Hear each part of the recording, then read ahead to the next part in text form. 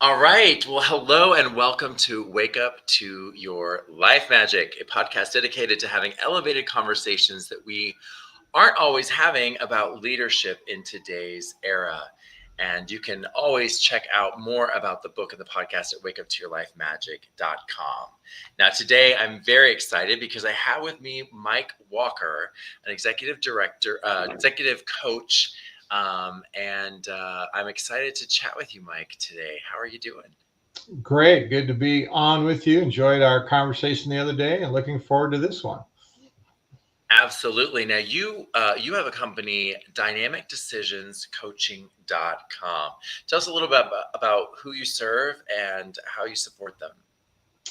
I work with organizational leaders and individuals as they navigate life's transitions, as they advance possibilities, as they deal with uncertainty. And then ultimately, all of those make decisions about how to proceed.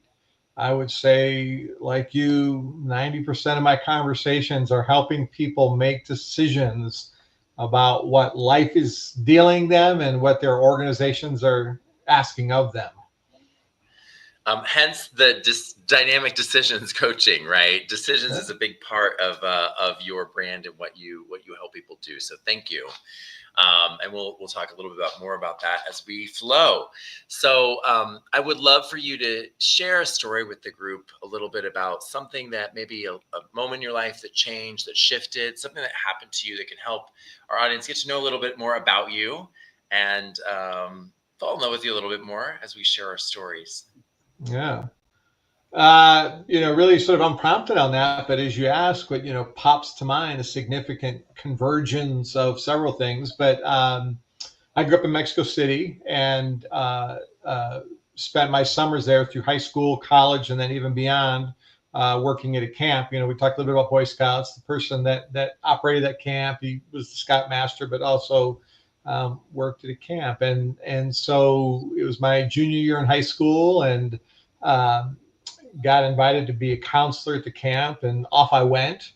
And it was pretty rustic. It was a little Tom Sawyer-ish. We had this raft that we built, and we'd load everybody up in the raft, and it had an old engine that I learned how to clean spark plugs to get it across the lake. And the camp was on the other side of the lake. And so I was out there with kids, but I ended up spending my life at this point in education, working with kids, and that was formative. But also at that camp, the individual that ran it, Sam Adkins, and I had known him and I had been around him, but got to really know him at that camp. I mean, became a mentor, a spiritual guide, a huge influence on my life. And then with that, met the person who has been my wife of 43 years. And so while we were at the camp at counselors, 16 and 17 years old, and actually one night, sort of camp was done. Kids were in the tents, and we just had to be sitting out in the night on a bench. But this overwhelming experience that there needed to be something more to life, a deeper sense of purpose. And I just remember that night just having that conversation, and I think it cemented us, but it clearly also sent me on a pathway looking for meaning and purpose. And so it all happened there at that camp. I mean, a starlit night, north of Mexico City, sitting on a bench. But two people, the two most, influential people in my life, all happened right there. That's incredible. That's an incredible story. Was this a scouting camp or what kind of camp was it? So yes, he was the scoutmaster for Mexico Gotcha. City, and but then also had the camp. And so in the summertime, Gotcha.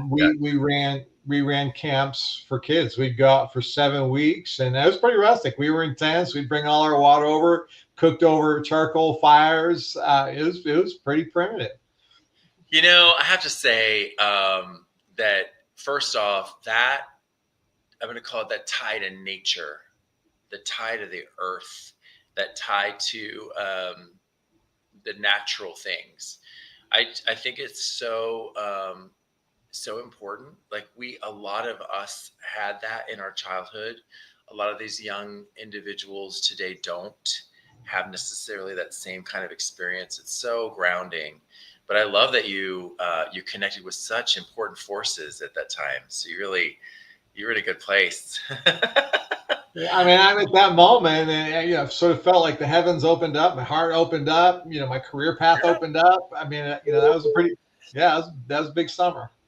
That's beautiful. Wow. Wow. That's a great story. So tell me about the vision you have as you really have an incredible background in education, many experiences across various places in the nation. And what is it about the vision you have for these next 4 years? How is it that decision making and impacting leaders, how does that inspire you? And what kind of world would you like to create from what you're doing?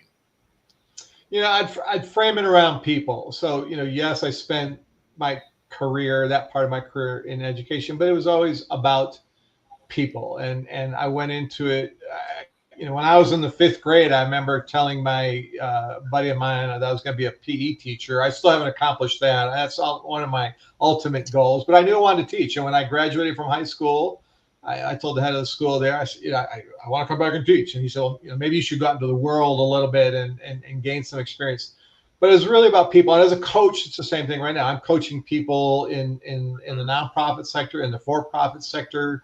The skills, traits, and learnings around leadership are congruent. They're the same. Right. And it is really helping people make decisions that lead them to their purpose and help them achieve their goals and help them live meaningful lives. And so it doesn't really matter if you're in education or if you're in business or if you're a nonprofit. And that's really been the driving force. And it's been both for adults and for young people as well. And I've worked with both my entire life and career. Yeah. And that's such an important role as we enable others to become their very best selves. Now, I am curious because we talked a little bit about your mentor. One of the reasons I've created this podcast is that I really truly believe that the tie to leadership with moral compass, with spiritual sense, with purpose, love, connection, all things that when we use terms of business, we use terms that can tend to be, let's beat the competition, let's annihilate, right? Let's this is very like aggressive war jargon, and there's this completely other side of business that's grow and nurture and serve, right? And so when we think about leadership today, we think about the world we're creating, we're seeing a lot of division. We see a lot of violence, or at least stepping into more violence. And how is it that these things of old, spirituality, morality, love, connection, how do they need to play into leadership in today's men and women?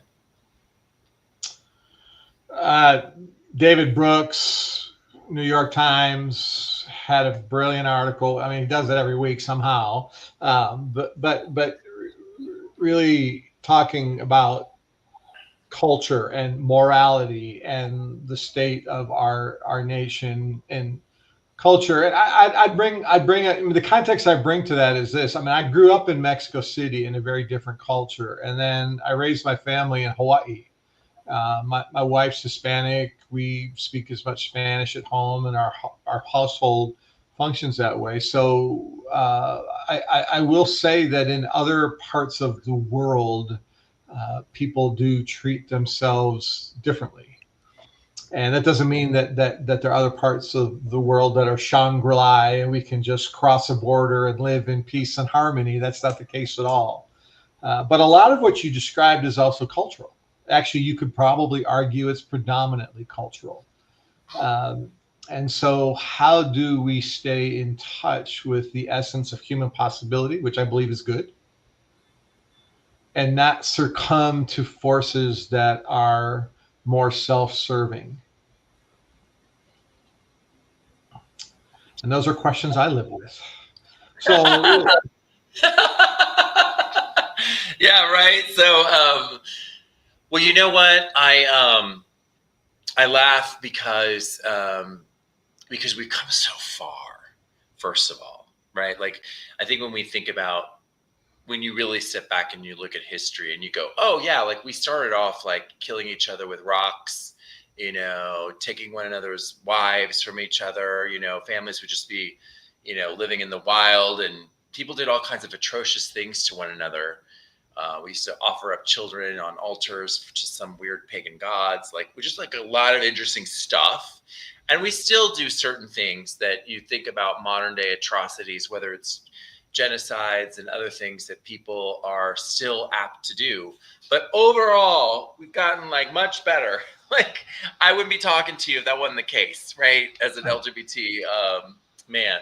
So we progressed so far, and it's like we're in the precipice of like the next level. That's how it feels like to me. Like, what's the next thing that we got to learn as a society? And it feels so tied to wealth, money. To me, that seems to be like one of the things that we're choosing now, between how much money do we continue to pursue versus loving each other. I think to unpack that perspective, because you're really onto something there, and I referenced two other cultures, but you look at the origins of Mexican culture, for example, and there was a lot of violence and throwing Yeah. people into pits, and Hawaiian culture, similarly. I mean, how islands were conquered, and very rigid social stratification. And at the same time, I think particularly Hawaii now, a culture that is incredibly embracing and gentle.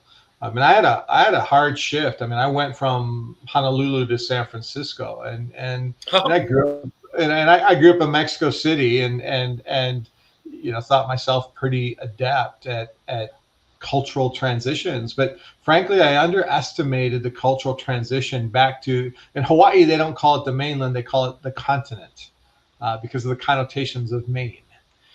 So, when it came back to the continent, it was an adjustment. And actually, we have two sons. My kids, the same thing. I mean, they grew up in Hawaii, and when they went to school, college, in the mainland, it was a significant cultural adjustment. But at the same time, I am optimistic and continually hopeful, and work really hard, in spite of all of our lapses, to stay in touch with that gentle, loving part of ourselves.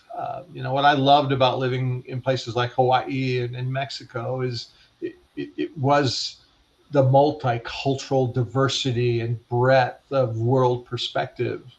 And that's the reality of the world. It's just a matter of, we're going to focus on us, or we're going to focus on all of us in the broadest context. Mm-hmm. What is it? You spoke a little bit to a spiritual guide. You've spoken about these cultures. How would you describe your philosophy, your philosophy on like why we're here from your perspective? I believe that we're a noble experiment that have been put on this earth to make ourselves better. It is not in the pursuit of things. It is to work hard to overcome tendencies we encounter here, so that we're back in touch with the essence of who we are. And the essence of who we are, and that's why I gravitated to you and to your language. It's the essence of who we are is loving. I think at our core, at our root, we're kind and we're loving and we're gentle. And for whatever reasons, the circumstances of life or the cultures in which we live build these layers on us. And the further out we get, the layers become harder, and edgier. And that's one signal when someone's far from their core essence. So, the answer to your question is, I think that we are given life because it's an opportunity to put ourselves back in touch with the loving essence that we all originated from. Yeah, it's so interesting how I love the concepts of yin and yang, the balance of the universe, because, it's true that we're all loving, and then you realize, but there's effort, energy, and work to become more loving, right? So you can't just sit and be loving. You have to serve. It's not about you, it's about others. Oh, you have to, and then you realize, oh, and even in that process, am I being loving to myself? Well, that's work too, right? Why am I feeling negatively? Why am I holding this thought towards myself? And so you realize, to what you're saying, it's a process of becoming, right? And if you really think about it, Mike, and listeners, if you think about this, like the lifespan of a human before like 1890s, like, and like if you ignore like ancient biblical times where they say they're really long, we're talking like 35 years to maybe 40. You didn't have time to come out of a closet, okay? Like you didn't have time to do much else, but like you're born, you're working the farm, you're fighting the neighbors, right, to see who's going to own whatever. You die. And so it's interesting to me that we're even getting to have these dialogues, right? Now we have technology. Mike, you and I have come to get to know each other through the internet, and we're crossing times and cultures and experiences, and we're sharing about the meaning of life. And that just did not exist before us, right? It just didn't, not to this level. Yeah, I responded to a post today on LinkedIn from actually somebody in Israel who is writing a lot about what is happening in that part of the world, which is complicated and hard and sad and historical. But he was also talking about the waves of technological evolution that has transformed us, and in which direction is that taking us. But also at the same time, this question of what is the purpose of what we're really trying to accomplish here. And I shared with him that, a lot of the technologies are damaging our planet, have created a consumer, but at the same time, so every Sunday, I have a regular gathering with a group of people from that camp in Mexico, and those relationships go back 40 years. Wow. And what we talk about, we have conversations like this. What united us was conversations we had about the meaning of life, about spirituality, about how we do the work that you described, and how we work on ourselves to claw our way back to the essence, purity of who we are. But we 10 years ago we couldn't do that. Like we had, one of the people was in a university. I mean, still a university professor at a university now. And in the early days, we thought we had discovered some trick because we could like type out these messages that would go through something called the internet.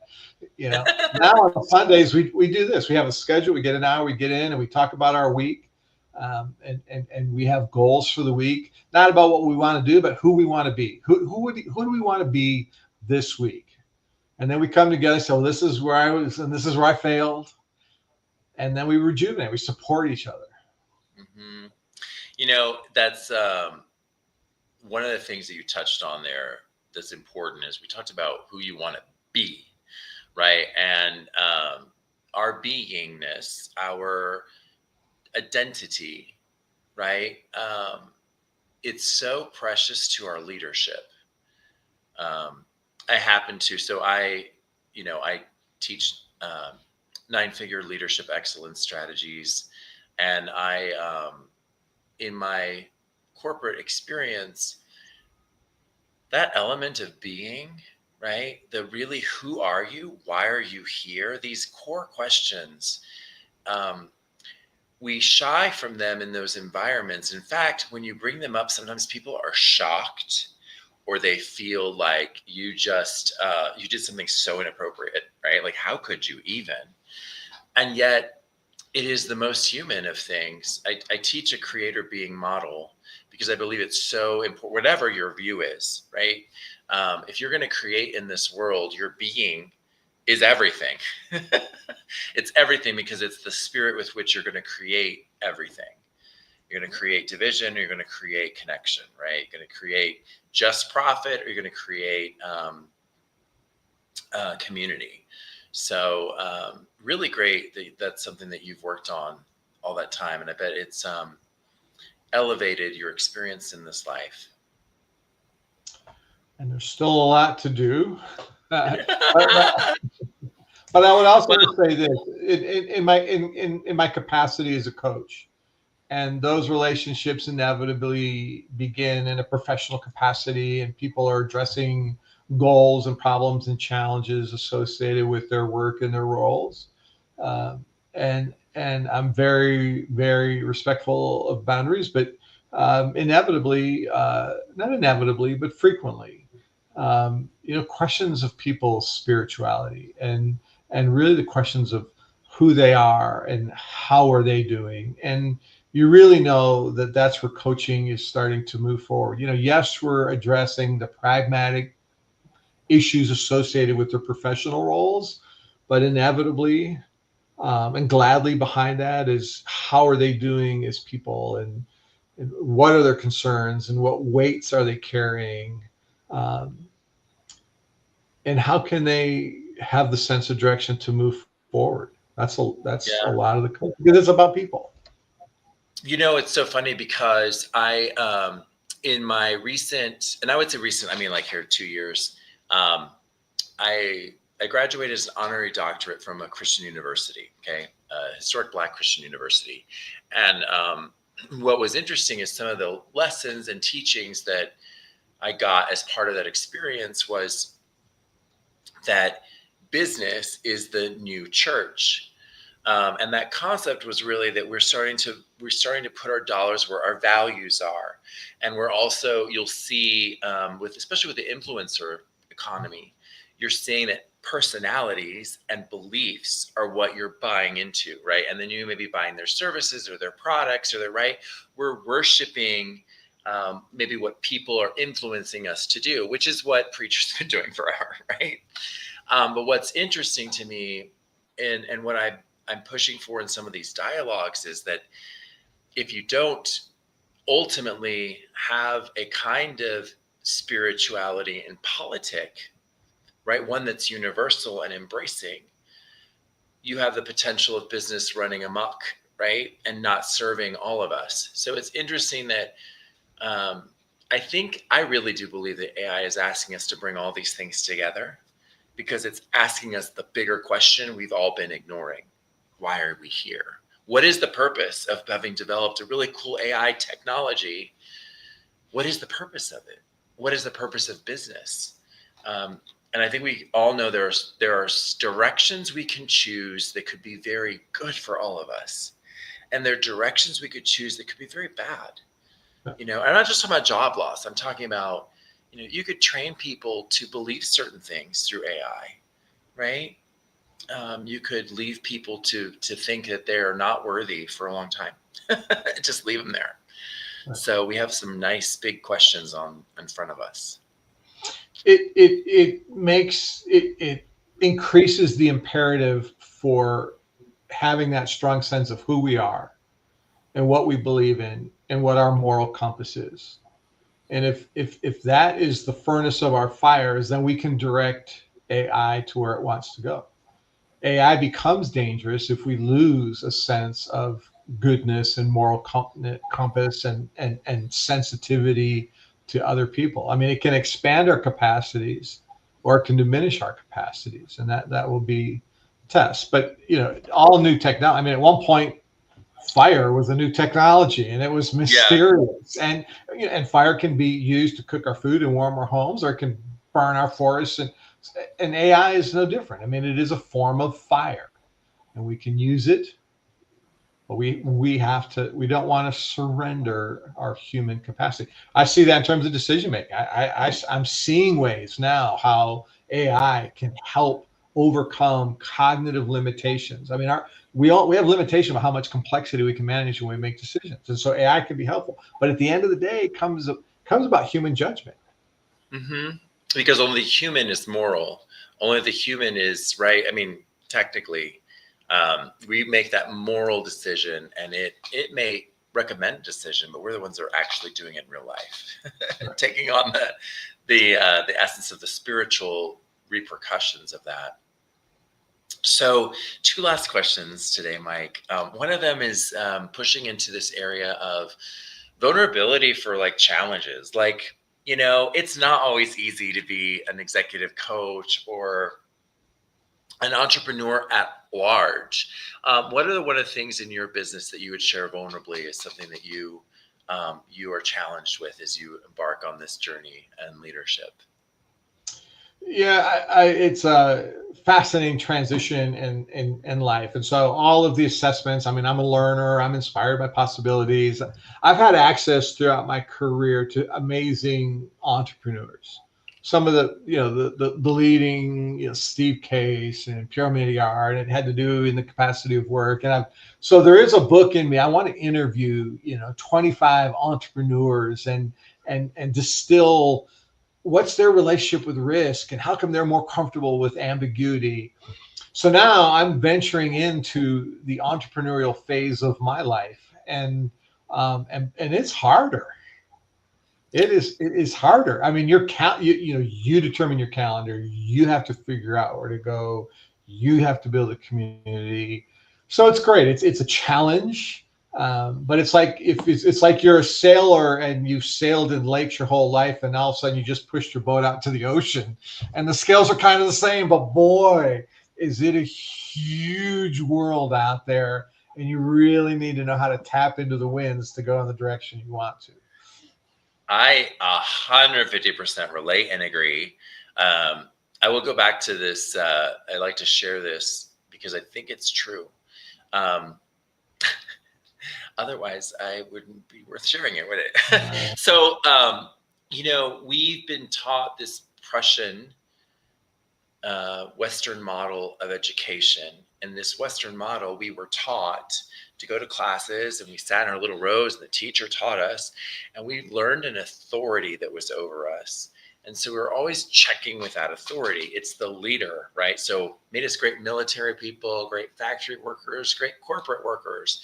So I think Mike, about even as an education, if I was the head of a school or any capacity, there's a structure, your role, right? And there's certain people that you serve, the board or whatever, but there's always this sort of level of structure, accountability, and some level of us seeking authority outside of ourselves or validation or something within the structure, right? But when you're an entrepreneur, you suddenly flip that entirely, and the model no longer works. You are the authority. You are the source. You are the soul, like everything. So you're the salesperson, you're the support person, the service person, the marketing person, you're everything. And you really are, you have to step out and realize you're trusting yourself in every area because you are the source, right? It's so different from these structures where we kind of share the responsibility, right? So I totally relate to that. Totally. But that's the promise of AI. And you describe schools, they're only one example. The same is true in business and any learning enterprise. Schools used to I be think that because defined. you're a learner, you did some of that work. Yeah. But schools used to be defined by the number of books in their library and what the teacher knew and delivered content. That's not the rule. I mean, we can access anything. But here's the magic of coaching, to your point, is most people have a sense of what they want to do or they need to do. And the role of a coach is to ask the questions and to draw that out. And when that happens, and it always does, then there's an opportunity to affirm someone that what they feel emanating from them is the way to go. Most people actually know. And it happens over and over and over again in coaching. They need a mirror. They need somebody to ask questions that deepen. They need some probing. Sometimes they need to be called out. But ultimately, I think people do have a sense of what they want, what they need, and where they want to go. And when that comes together, then the role of the coach becomes you affirm that and you give them that additional boost so they can realize that dream. So I agree. And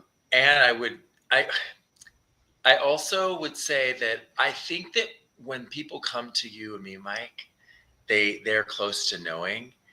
I do feel like the people that aren't on that journey, some of them aren't sure. Like they're almost scared to ask. They may be living out their mom's dream, their dad's dream, their, what they think they're supposed to be doing. But guess what? A lot of people are going to be waking up to what is my dream in the next years as AI sheds many people out of the systems where they're just sort of, doing a thing. So Mike, I would ask you, as we wrap up, what's one thing that you learned in life that you would share with our audience as an accelerator to them not having to learn something the hard way? Because you're so inviting and candid, I to have a doctorate and I've worked my whole life to sort of learn, but actually, at this stage, it's the unknowing. We spend our whole lives learning and knowing, and right now, what I'm actually working on personally, um, is unknowing, opening myself up, and even being less sure. And to the extent that I do that, I learn a lot more.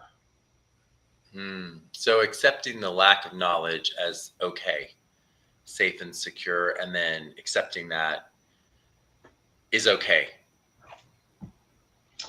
Yeah, and I'm, as a reference, I'm reading The Cloud of Unknowing every night. That's right. That's right. You do that. That's great. Well, I appreciate that a lot. I think that, what we're often told we're supposed to know everything. And I think the beauty of that is that you're embracing the fact that we're not going to know everything. And we get the joy of discovering something every day if we put the effort out, right? Yes. Absolutely. Well, hey, I want to thank you, Mike, again for joining me, and thank you to the audience.